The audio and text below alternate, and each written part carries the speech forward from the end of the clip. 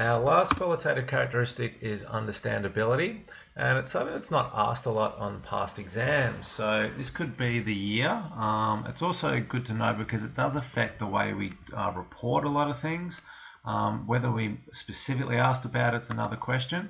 So what we want to do is make sure we've got a good definition. Information is understandable if the user can comprehend its meaning. So what we don't want to do in our definition is say information is understandable if users can understand it, because that's just repeating the actual definition in the the term in the actual definition.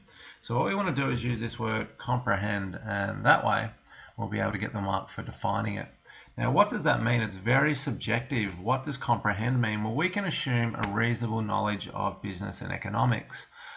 So when you're writing your answers on your exam, the person marking it's going to be an accounting teacher. So you can assume that they're going to know the same terms that you do.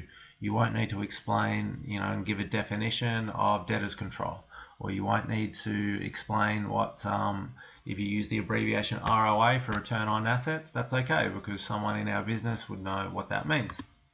It doesn't mean always using complex terms, but if we do, make sure we explain it. So we're not saying we can't have complex info, but we do want to make sure we explain it if we do put it in there.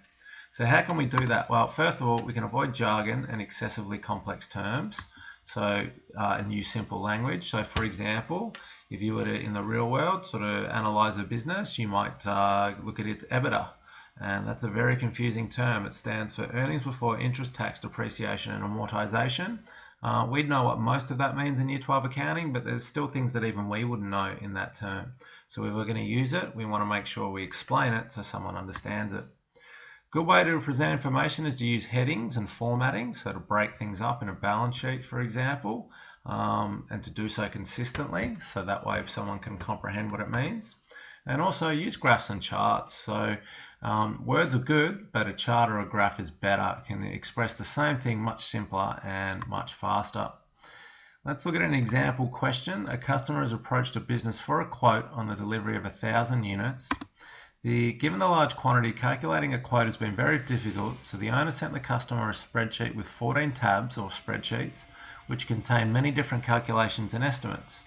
Also attached was a summary breaking down the costs into product costs, period costs, and other expenses. Explain whether the owner has effectively prepared the quote. So I'm going to identify understandability and define it. The information given to the customer must be comprehensible to the extent they can understand its meaning. So I would say a customer who asks for a quote pretty much just wants a number. They just want to know how much will it cost. So if you've sent 14 spreadsheets and then broken things into product cost, period cost and other expenses, well, these aren't things that a customer needs. They don't need 14 spreadsheets of information. They only need one thing. How much does it cost, which we call product cost. They don't need period costs, and they definitely don't need other expenses. They're things for you in running your business. So the owner's clearly given too much information here.